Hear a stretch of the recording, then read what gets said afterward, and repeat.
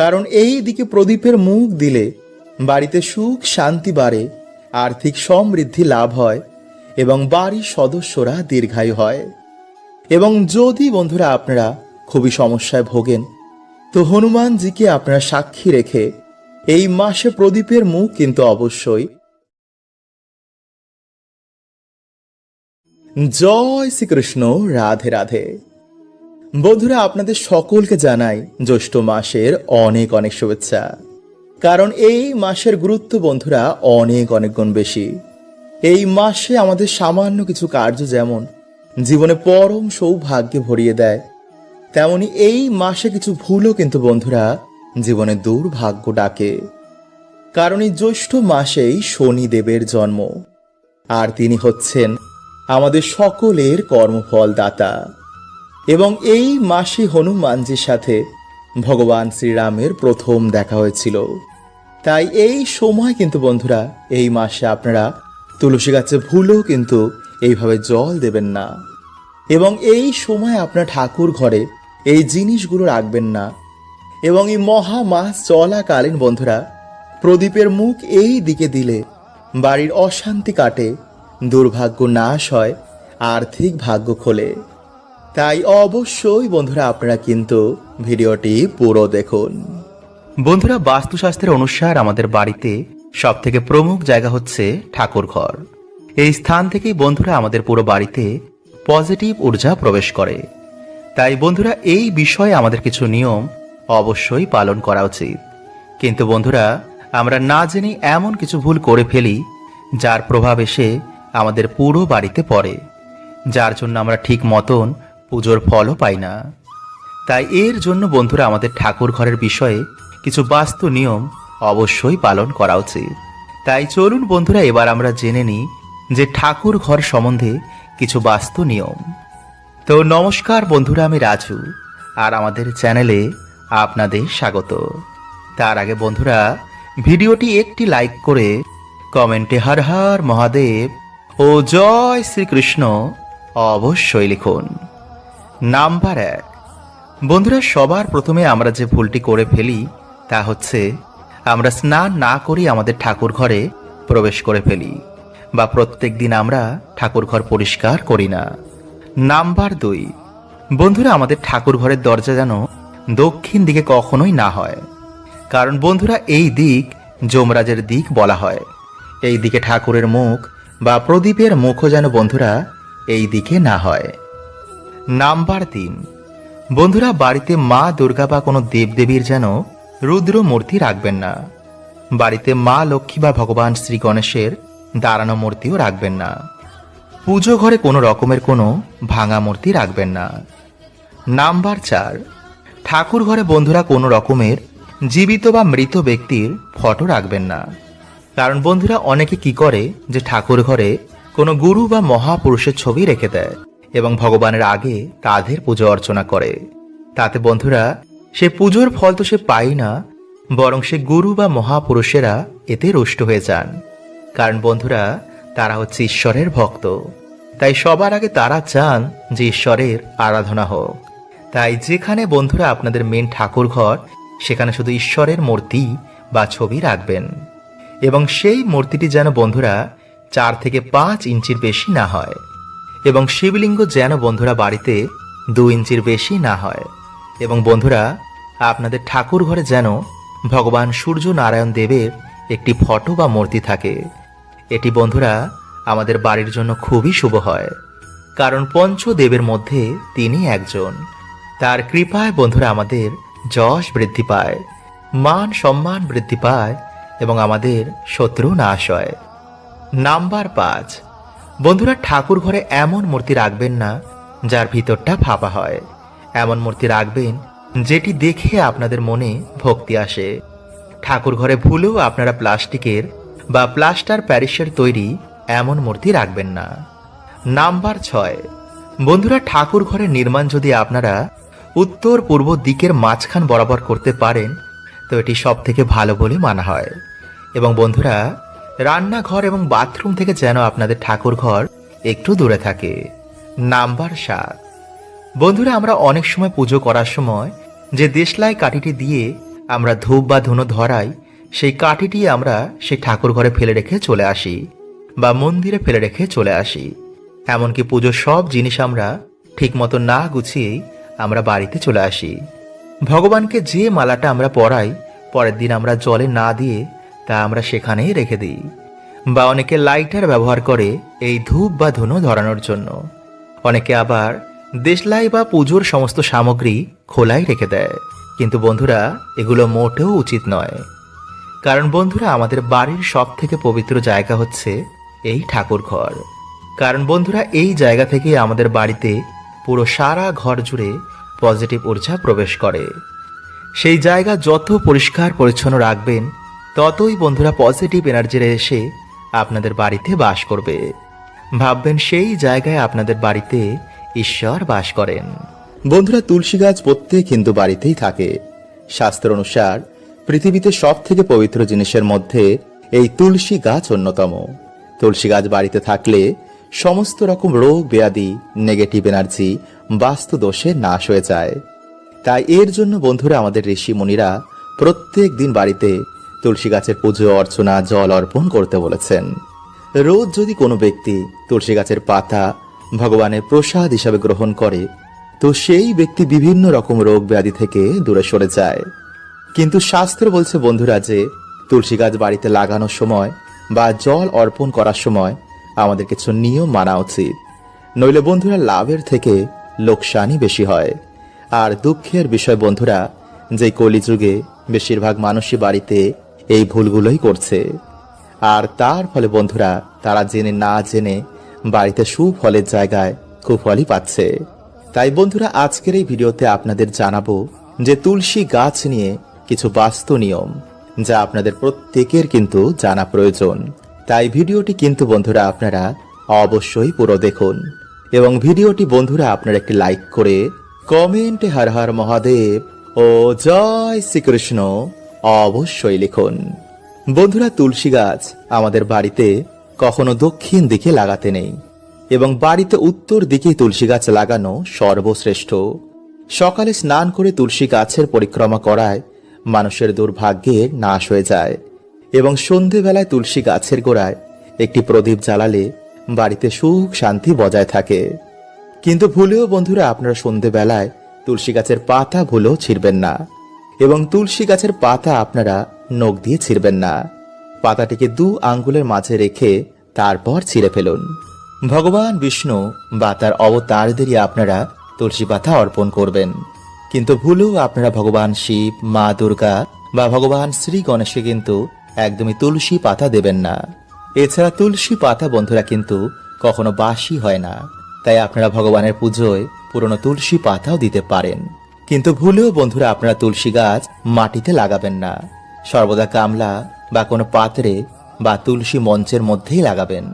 তাই চলুন বন্ধুরা এবার আমরা জেনে নিই যে কোন বাড়িতে তুলসী গাছ কখনো লাগাতে নেই এবং কোন মহিলাদের তুলসী গাছে কখনো জল অর্পণ করতে নেই।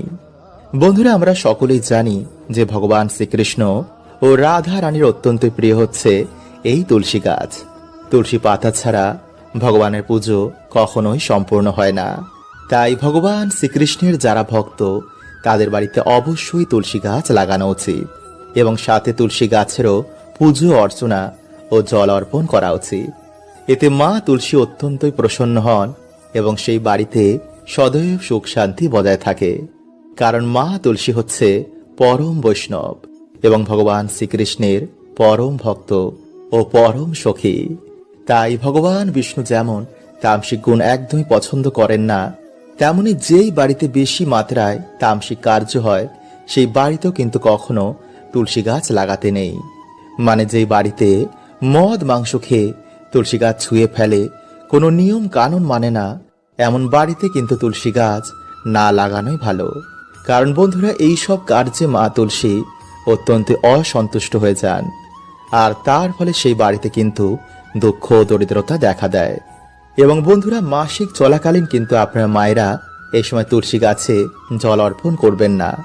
এবং যেসব নারীরা চরিত্রহীন বা দুষ্ট মহিলা তাদেরও কিন্তু তুলসী গাছে কখনো জল অর্পণ করতে নেই। কারণ তুলসী মাতা হচ্ছেন একজন পবিত্র দেবী এবং ভগবান শ্রীকৃষ্ণের পরম ভক্ত। তাই যে স্ত্রী নিজের স্বামী সন্তানকে ঠকায়, অন্যের সাথে ছল চাতুরি করে, অন্যের পরিবারের মধ্যে বিষ ঢেলে দেয়, এমন স্ত্রীদেরও কিন্তু কখনো তুলসী মায়ের পুজো অর্চনা করতে নেই। এতে শুভর জায়গায় অশুভ ফলই প্রাপ্ত হয়। বন্ধুরা, আমাদের হিন্দু ধর্মে প্রদীপকে খুবই প্রাধান্য দেওয়া হয়েছে। সাথে বলা হয়েছে যে প্রদীপ ধরানোর কিছু আমাদের নিয়ম পালন করা উচিত। বলা হয় যে প্রদীপ আমাদের অন্ধকার থেকে আলোর পথে নিয়ে যায়। প্রদীপ আমাদের বাড়ি থেকে দুঃখ দরিদ্রতা দূর করে।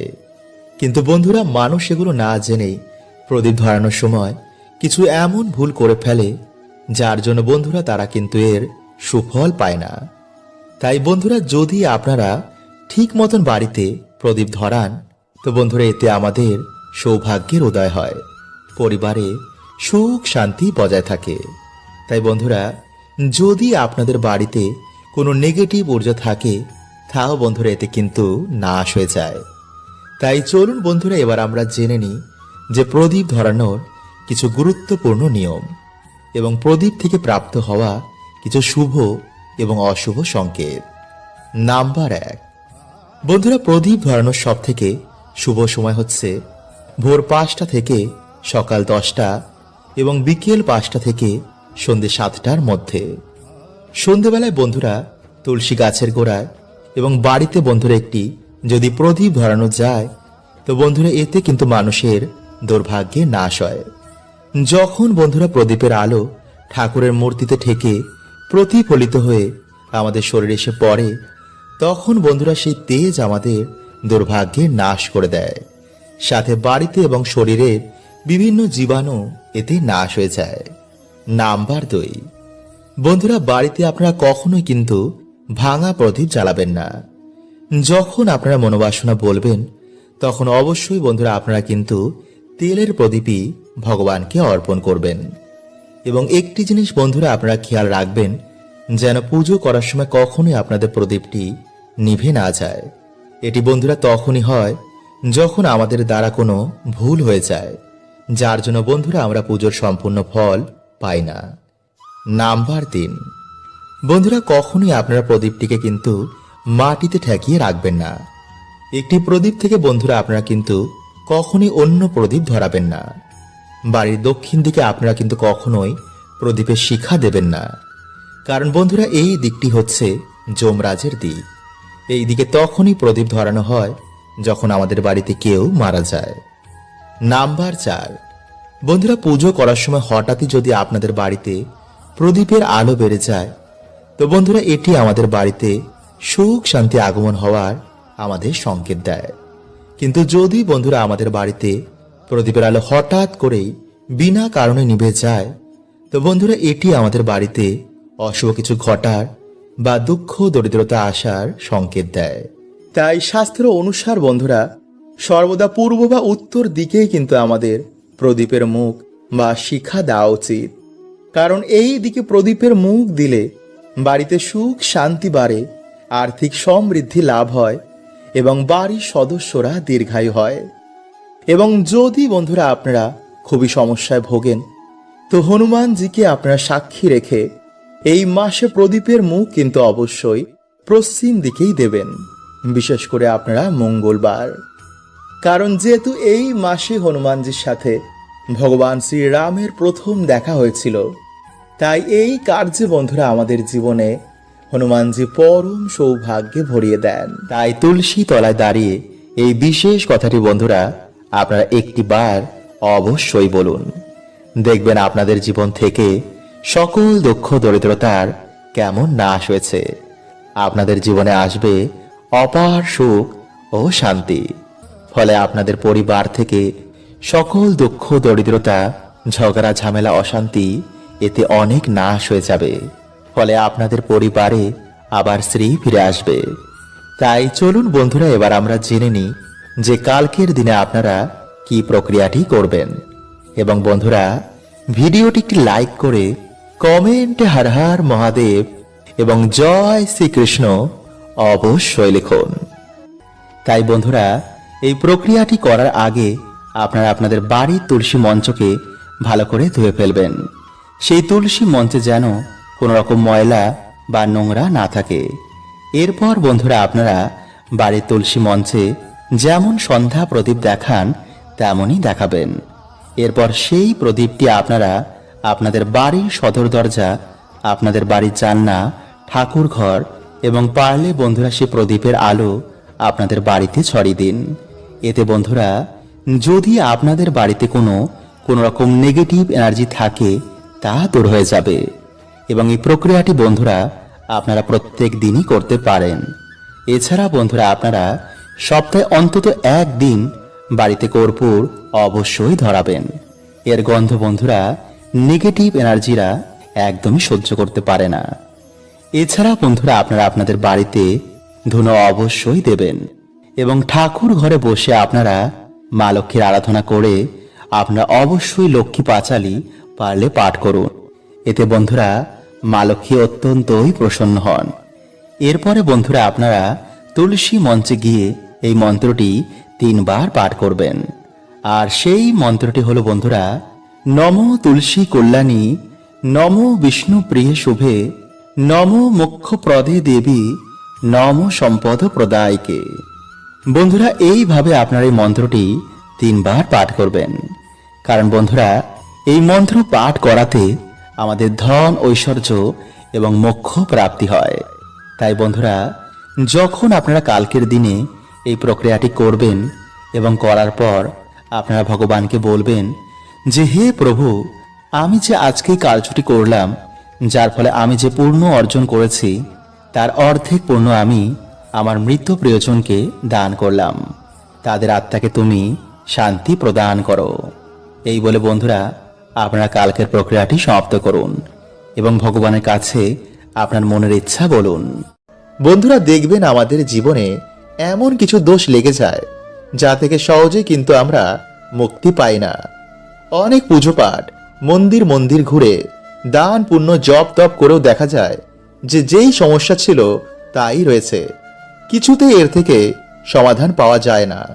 জীবন যেন নরকের মতন হয়ে যায়, চারিদিকে ধার দেনা, মানুষ এর তলে ডুবে নিজের জীবন ত্যাগ করার মতন বাজে সিদ্ধান্ত নেয়।